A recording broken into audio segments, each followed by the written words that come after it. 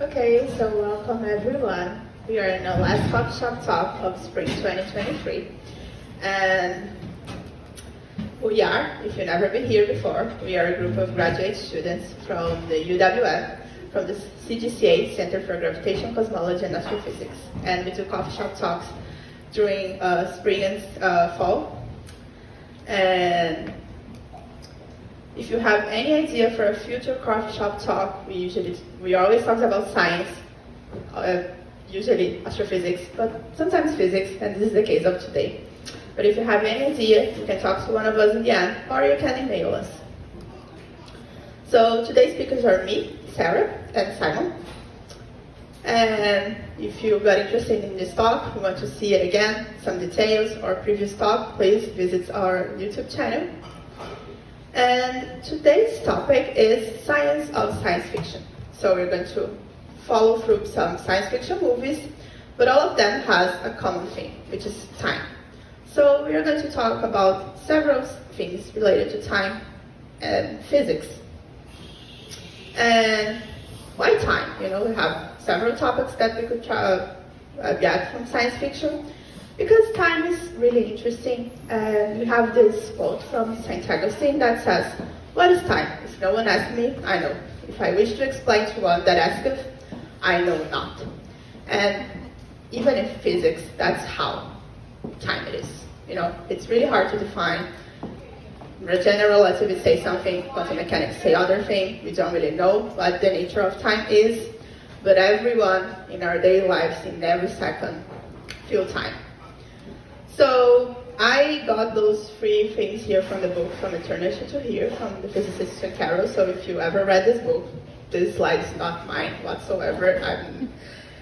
I just got the idea, I thought it was really interesting, that even in our daily lives, we can think in times in different ways. So we can say that time labels different moments in the universe. So in this case, time is a coordinate. It's the same way that we deal with space. It helps us localize where things happen. We can say that time measures the duration elapsed between events. So this is what usually we have when we have clocks. We can say, it takes some time for this to happen, or the time between two different events is a certain amount. Or we can think time is a medium from which we move. So it's the idea of time flowing, the flow of time, which is something that even the English language shows us. So in this case, time is the agent of change. We move through it, or time flow past us, from the past through the present towards the future. So even in our daily lives, we can perceive time differently. And I'm not here whatsoever trying to explain what time is. As I said, it's something that physics doesn't really know. But what I want to do is just talk about some physical concepts of time using science fiction movies. So we're going to press through some different movies. Each one of them will talk about a different topic of time. And then we can see how weird time really is. So we have Arrival, which is a movie from 2016, and we talk about Fermat principles. Then we have Tenet, 2020, and we're going to talk about entropy. Interstellar, 2014, space-time. And then Back to the Future, 1985. That it's the last physical movie of all of them, but we're going to talk about a little bit about causality. So, my first warning is we try to put as little as possible of spoilers of the movies, but some of them are nearly impossible to even talk about the physical concepts without just handling you a little bit of the story. So, we try to not have a lot of spoilers, but be warned that we will have some. And we will start with Arrival, the first movie in this list. And this one is one that will have spoilers. So if you ever saw Arrival, aliens arrived on Earth. And as always, if aliens arrive on Earth, the first thing we'll do is be scared. Oh my God. But they didn't attack us. And so if they didn't attack us, the last thing we did was just saying hello to them. So, hello friends, hello aliens. Now that they decided not to attack us, we present ourselves. We need to discover why on earth are you here? Why you came to visit us? And to do that, we decided to learn their language. And they write in this very weird circular way. So here's the first part that I'm going to talk about science, and this is not physics. So I'm not in any ways a sociologist or a neuroscientist or a linguist. So this is as much as I know about this hypothesis, but we need to present it to get to the physics. So the Sapir-Whorf hypothesis says that the structure of a language influences its speaker's worldview or cognition, and thus people's perception are relative to their spoken language. In simple terms, languages we speak change the way we see the world. So we can imagine that if you are learning an alien's language, we will start to see the world differently. And this is the idea of the movie. So to go a little further in the Sapir-Whorf theory, there's this probably the most famous example of it, that there's some Inuit languages that has more words, much more words per snow than we have in English. And because of this, they are supposedly better at recognizing different types of snow. They have a more personal experience with snow than English speaks have. But this is the textbook example. The first thing you'll see about the Sapir-Whorf hypothesis if you look at the internet. We can also use our personal experiences. So if you ever tried or if you ever spoke two different languages fluently, you saw this happen. So I'm not American. I grew up in Brazil. We speak Portuguese. And before I came here 2.5 years ago, I would speak English, not fluently, but in an advanced level, and I wouldn't have felt that. But as soon as I moved here and I started to use both languages in my daily basis, I talk with my family in Portuguese, I talk with everyone, my friends here in English, I started realizing that there were some English concepts that I don't have in Portuguese a perfect translation, that now I feel the urge to use in Portuguese, and I cannot do that. And funny enough, before I know those concepts, or before English being a language that I use daily, I wouldn't miss those concepts. And one of them is overwhelmed. So we don't have a perfect translation for overwhelmed in English, in Portuguese. Our translation is closer to overloaded, which if we know English, we know that they're similar words, but they're not the same. And before I knew that, before I started using overwhelmed in English, I never missed using this word in Portuguese. But now that I know it, I cannot live without it. I had to teach my mom this word in English. So when I talk to her in Portuguese, I will say this word, and now she knows what it is. And yes, we see that actually our brains are rewired. And one thing I would say is that actually, even though the Sapir-Whorf hypothesis talk about the idea that languages mold the way we think, in the real world, this happens actually more like a middle term. So when this hypothesis was proposed many decades ago, the idea was language changed the way we think. But actually what happens is an interplay between those two things. Languages really mold us, but we also mold the language. But coming back to the movie. So we started to talking to those aliens. And we would bring those piece of papers with the type of hieroglyphs they have to communicate with them. There's one thing about those piece of papers. They're just piece of papers. If you saw the GIF, actually the aliens talk with those weird black ink traveling. So just to give an idea of how we usually write, I have this GIF here, which is just a homage to Portuguese. It's my name is Sarah, but in my own language. And we see that we write it linearly. So we start from the left and go to the right. And it's always like that. But if we realize the aliens don't write in a nonlinear manner. So what happens in this movie is that not only we have this hieroglyph being formed, but it's formed they always start in a different position. They never start in the same way. They write non-linearly. So we write linearly, but what else flows linearly in our perception of the world? It's time. So what happens is that when the protagonist started to learn the alien's language, she also started to perceive the world in a non-linear fashion. So for her, it was not we live the past, we are in the future now, the present now, future doesn't exist.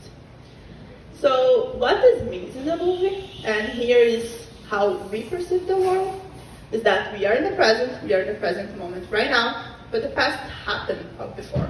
So we have memories of it. We don't have memories of the future because the future doesn't exist. But if we learn the aliens' language, what happens is that even though we continue to live in the present, past exists, future exists too. We are not there yet, but they exist in the way of memories. So the protagonist would have memories from the past, but also memories from the future. It's a type of divination. So we call it memories, but what we are seeing, she's seeing, was basically predicting the future. And is there any physical explanation for this? Like, there's physics in this movie? Because I'm just talking about divination here. And the answer is not quite, but there are physical concepts involved. And they used Fermat's principle to justify this divination in a physics manner. And even though it's science fiction, it's a lot of fiction here, we don't expect this to be true, I think this is a genius idea. So what is Fermat's principle? So to get to Fermat's principle, I first want to present to you guys Snell's law, refraction. And if you ever try to fish in a lake, I never done that, but if you ever try, what will happen is that actually the fish is here. But because the light is actually refracted when we get to the lake, so we see that light first is going to this direction, then it moves directions. We think that the fish is just a straight line from like we are seeing it, so we think the fish is there, but it's actually here. And this is refraction, is when like the light rays change direction when it changes media. So now going to a more physical picture, I'm going to take the fish away. But we see that we have two media, and we go from A to B. How we derive this law? Actually, we start at point A, and then the light ray just goes in a straight line. As soon as we get to this point, we'll use Maxwell equations, some physics, derive this property between the sine of those two angles, then we continue the path. One important thing when I say this is that what is happening is how we perceive time. We start at point A, move, come to point B, change direction and continue moving. And then we know that we got here at point B. There's another way of deriving this formula that uses what we call Fermat's principle. So what Fermat realized, and Fermat is a mathematician from the 16th century, he's most famous from Fermat's last theorem. If you ever saw that, it's the same Fermat. And what he realized is that, let's imagine that actually light can go through any path. It can go to the red path, but it can also go to all those blue paths, and all other paths I haven't even drawn here. It can go in a straight line, it can do whatever it wants. What Fermat realizes is that actually the path that the light really follows is the path of the smallest time between point A and B. So it may seem just an interesting thing, but let's realize what is happening here. What Fermat is saying is that as soon as we choose that light wants to get to point B, the path it follows is predetermined. So we have two ways of interpreting what's happening here. Way one is the way that we think. Light leaves point A, just travel, moves direction, gets to point B. So we actually don't know it will get to point B, but we realize this as soon as we finish the whole travel of light. But we can do differently, and that's what Fermat's principle says. We can choose point A, we can choose point B. As soon as we choose point A and B, path is determined. So it's determined. This is the idea of the movie. It says that what happens is she can see the future because the future is determined. She's living in a Fermat's principle way. So she knows what will happen because the path that it takes to get to the end of her life is determined already. One thing that you may ask is, oh, it's just a light. Fermat's principle is just like light changing media. Does this happen in other parts of physics? And the answer is yes. It's not the least time, but we have a thing called principle of least action, which is the same idea but more complex. So what actually happens is that you have this integral here. I'm not going to explain. You're not here to understand the math involved in it. But this thing S here is called action. And action is this integral, and this T is the kinetic energy, V is the potential energy, and we don't really need to understand this formula. What we need to understand is If you want to go from point A to point B, so here like from purple to red, we can imagine of several different paths we can go. But the one that is correct is the one that minimizes this equation, like this integral here. So, principle of least action. So again, imagine a cannon. And we usually think of the cannon as, oh, we have the cannonball that leaves the cannon, and then we'll follow some path because we can calculate where it is at any point until we know that it gets here. But what this least action says is that as soon as we realize it's leaving the cannon, it will end in this point, the path is determined. So that's what the movie uses, the idea that we can actually think of physics in a different way. If we know where we want to go, the way of getting there is predetermined. So, does physics say that the future is predetermined? And the answer is actually no. Fermat principles and principles of least action, as far as we know, are just mathematical tools. So in terms of thinking time, we still have to think it just going from one instant to the other. But when we are doing math, we realize that actually, if you just think as, I want to know the beginning and I know the end, we can also think that the path is predetermined. And that was the idea that this movie uses. And I think it's really ingenious of doing that. So now we can go to the next movie. And next movie talks about entropy and the relationship between entropy and time. We don't really need a lot of spoilers in this one. I'm not going to spoil any part of this story. I have just 2 gifs that shows what I'm trying to say about this movie. Is that we see here that actually this gift is not playing backwards, and we see this shattered building just coming into life together. So all those debris, all those dust coming back to become a building again. And we know that this cannot happen, but this happens in the movie. So the answer is how, like what I need to answer is how. And one thing I want to just say is that what happens in the movie is like this moving backwards, like this rewinding, like we are just playing a movie backwards. I'm calling time a reversal here. And time reversal is not the same thing as time travel. So when you think about time travel, we are in the present and we jump to the future, or we jump to the past. But like, we kind of jump. We can just go from the present to like 10 years in the future, or like a lot of time in the future in distance. And it's not the same thing as time reversal. Time reversal is just like, we are in the present, and we are going to continue to move 1 second at a time. But instead of going to the future, we are moving back to the past. So it would be just like, very weirdly, you just rewind your life. And this is the idea of time reversal. And to try to understand, because the whole point here is like, why on earth time only moves in one direction to the future? And we can try to see where in physics this happens. So here we have kinematic equations. We, again, don't need to understand what they really are, but probably if you ever had a physics class, mechanics, you saw this in the first class. So we have velocity, it's a v. We have here initial velocity as a u, a is acceleration, s is position, t is time. What we need to understand in this equation is just that actually we can put positive or negative velocities and any other quantities. Positive and negative velocities just means that the velocity is pointing to my left or to my right. It's just the direction of the velocity. But what about time? Can I just put negative times in those equations?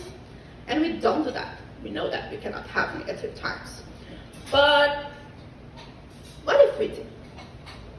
So what I have here is a GIF of our solar system. It's just a vision of it. Of course, it's not a real photo. But this GIF is like time moving forward. And I'm going to rewind that. Now time is moving backwards. And it's different, but it doesn't seem to, like, it's not uncomfortable like a building just coming from dust to existing again. It's fine, you know, we are not breaking the laws of kinematics, they are working just fine. This picture doesn't cause the weirdness in us. It seems that everything is fine, right? So the thing is, most laws of physics are symmetric in time, so they actually doesn't lock time to only moving to the future. And what we need to do is to think, is there any laws of physics that actually are not symmetric in time, that going back to the past is really a problem? And to try to find this law, we are going to first try to find events where like moving to the past doesn't seem possible. And I have here, we cracking an egg. We can crack an egg, but coming back to the egg uncracked is not okay. So what changes here is the entropy. Entropy increases when we crack the egg. And actually what we realize is that if we go to the future, entropy increases, and we go back to the past, and entropy decreases. And what is entropy in any of the laws of physics? And it's in thermodynamics, most specifically in the second law. So if you just study thermodynamics, what you see in a book most usually is something similar to this one. That heat always moves from the hotter to the colder object unless you supply energy to the system to reverse this flow. So we always will have the T-hot, like the heat going from the hot to the cold recipient, and unless you give energy to the system so they turn to a different direction. And but there's another way of thinking about this law. So what I'm going to define is just like this change in entropy here, which is just the heat divided by the temperature. It's a bit more complicated than that if you saw physics calculus level. We have an integral, but let's keep things simple. And we can just rewrite this second law saying that what actually happens is that entropy in the universe always increases. So it stays the same or increases. It never goes back to a smaller state of entropy. And this law of physics is asymmetric. So funny enough, we have quantum mechanics, we have relativity, we have electrodynamics. Those laws are symmetric. The asymmetric in time law is this one. This is what seems to make time move forward. Because if it goes backward, then this law is broken. But what is entropy? Because I gave up their equation, but there's a nice way of understanding that. So this is a cup of milk and coffee, and this is a low entropy state, and this would be the higher entropy. And we can start to understand what this is. So what I did here first is just like imagine this milk and the coffee as little molecules. And what happens when we go from a state to the other is that here the milk and coffee are very separated, and then in this last one they are really mixed together. And entropy measures the number of possible states of individual atoms and molecules of a system that comply with the macroscopic conditions of the system. So saying this in an easier way, what they are saying is that actually we have less way of reassembling those milk and those coffee molecules when they are separated, because this milk cannot go here, the coffee cannot go there. So the number of possibilities that we have of rearranging them is smaller. But here is larger because each molecule can be anywhere in this space. So this is actually what entropy is. It's just the number of possible states that we can rearrange the molecules. And just coming back to the move, another GIF, a car just coming back to life. So just totally destroyed, just coming back to life. And what happened in this movie is that they found a way of breaking the second law of thermodynamics, and they can actually reverse entropy. So that's why those weird things happen. Do we know a way of doing that? No. But that's how the movie Tenet justified those weird things happening, is because they found a way of breaking the second law of thermodynamics, which we don't know how to do that, but that's how the movie explained this. And just as a final step before I go to the third movie, it's a little bit of history time. The name of the movie is Tenet, which is a palindrome, so we can actually read Tenet from left to right, right to left, it's the same thing. And this name comes from something called Sator square, which was a group of squares with those very palindrome words that was found in ancient Rome. So not only the move is an homage to the square, but also all their names here show up in the movie as name of places, people. So they really use this Sator square here to not only come up with the name of the movie, but also name of other characters. So now we move forward to our next movie, Interstellar.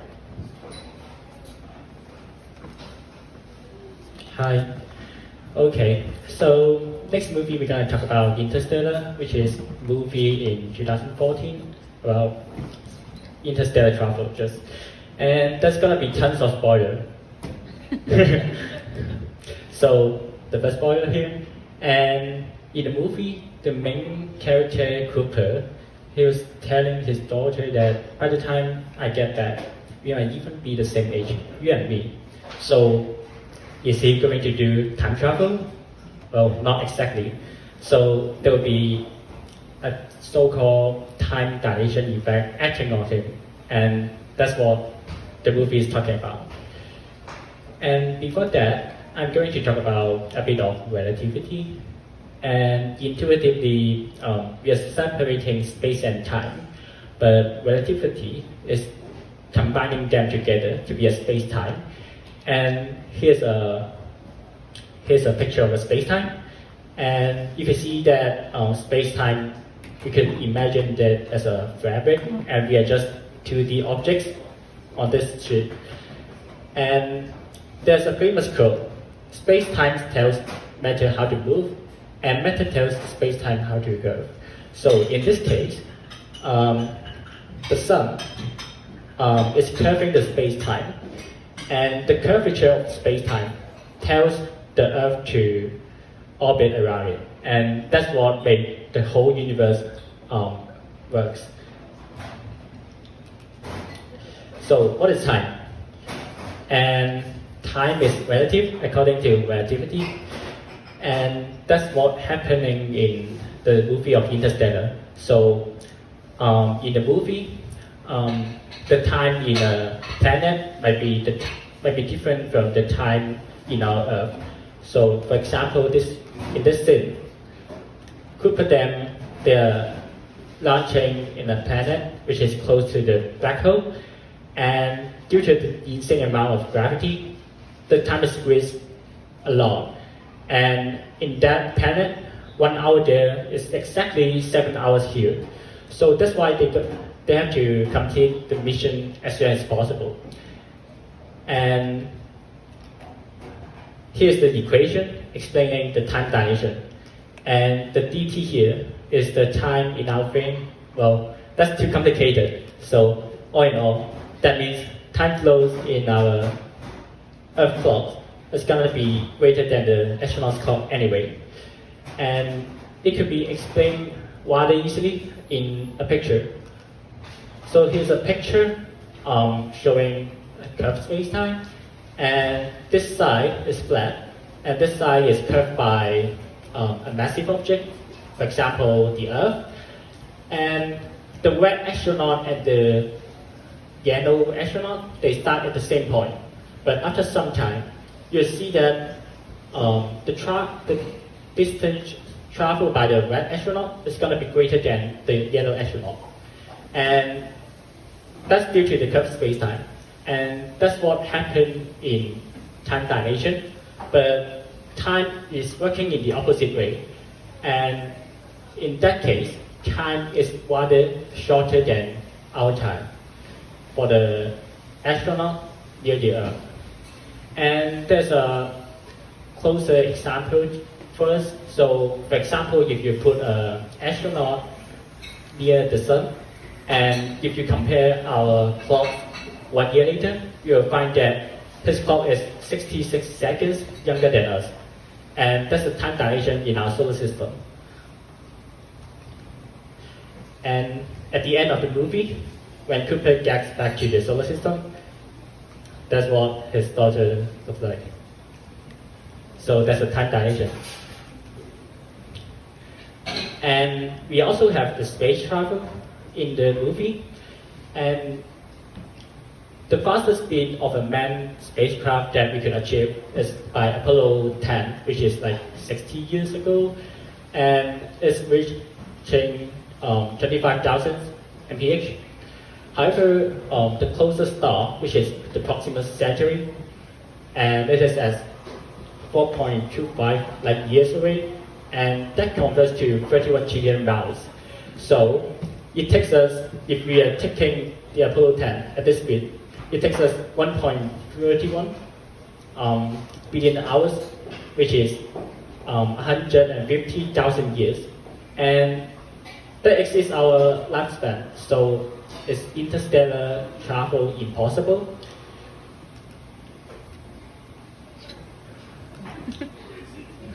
Yeah, or is it?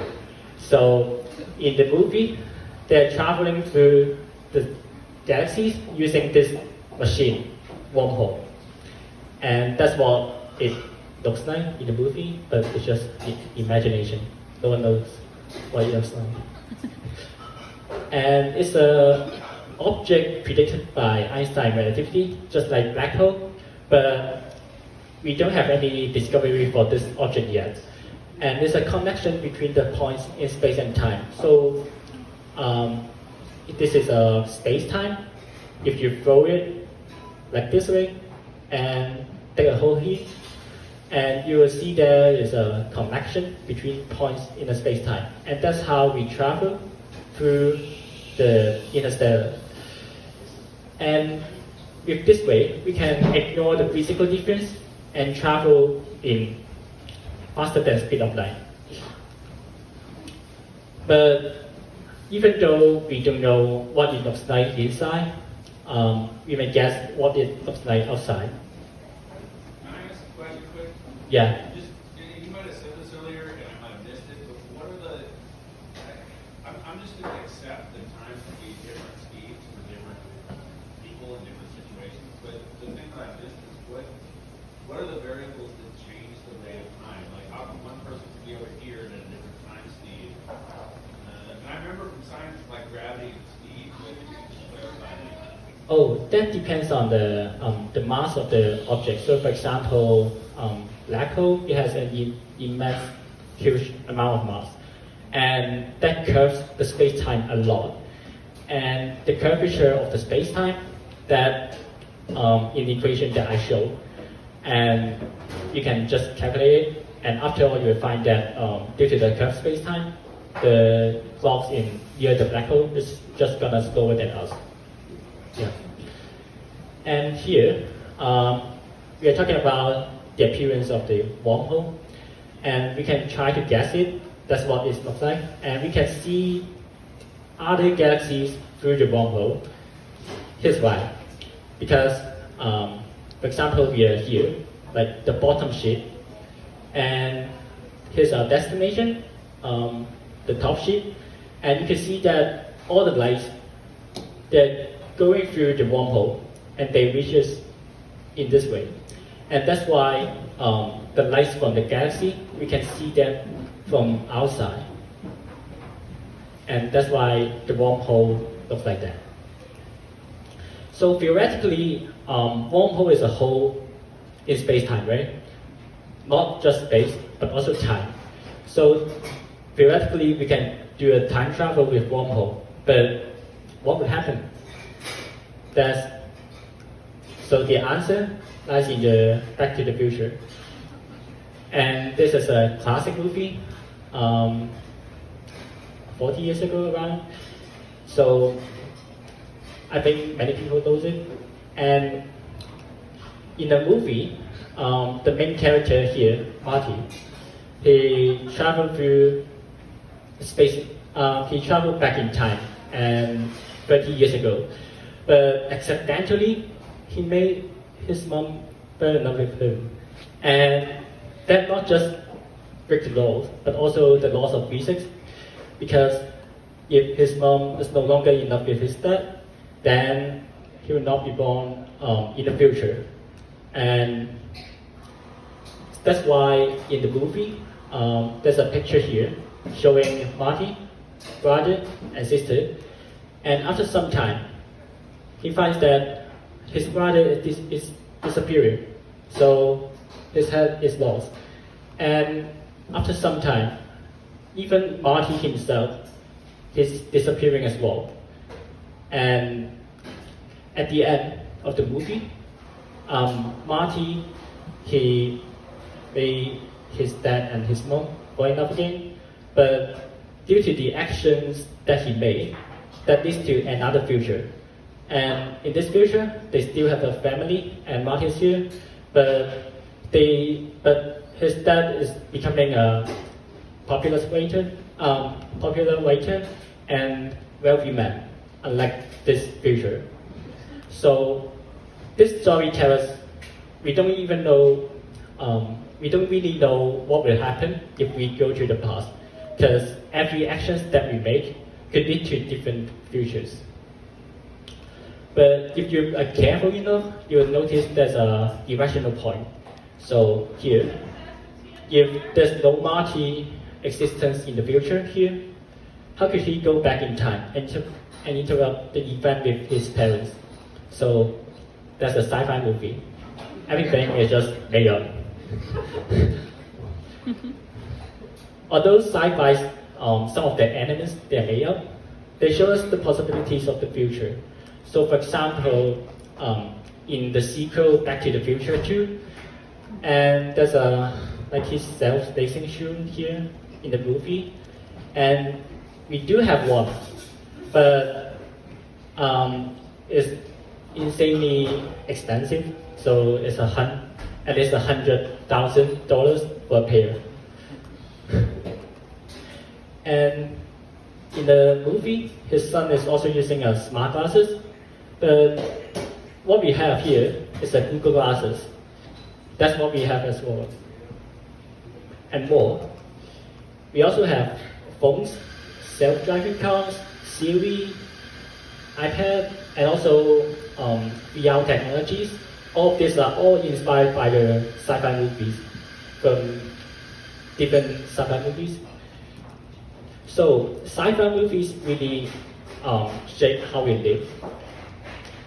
And what the sci-fi movies tell us is to dream, to explore and push the boundaries, just to explore different possibilities. In the movie, Back to the Future, what he said, this is quote, if you put your mind into it, you can accomplish everything. So that's the meaning of the sci-fi movies. And that's the end of the talk.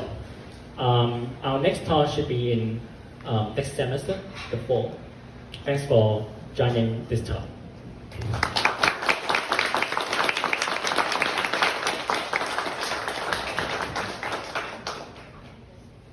Any questions?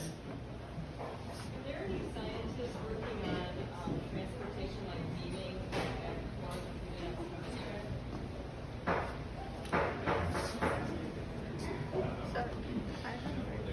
Oh, so she was asking, is there any transportation beaming?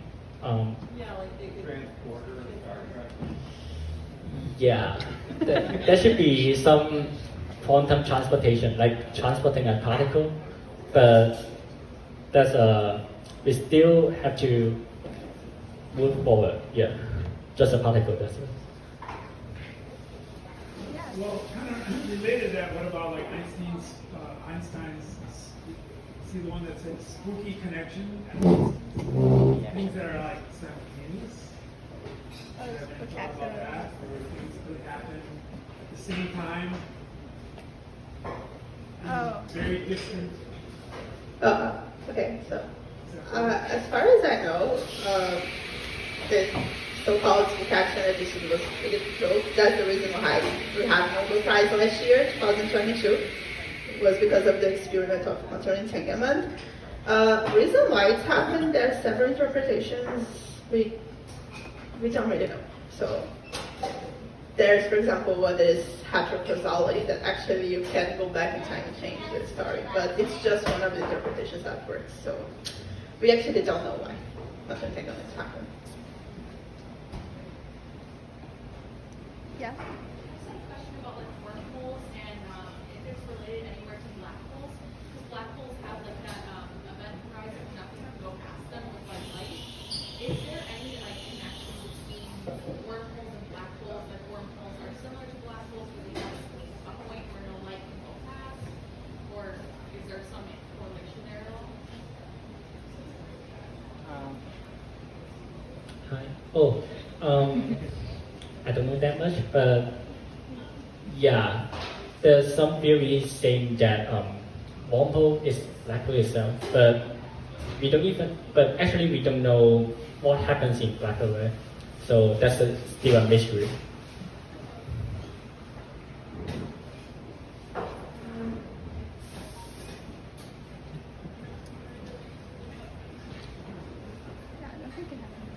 Yeah. So if you don't have any more questions, I really like the presence of everyone here, so I want to thank you all for being here. And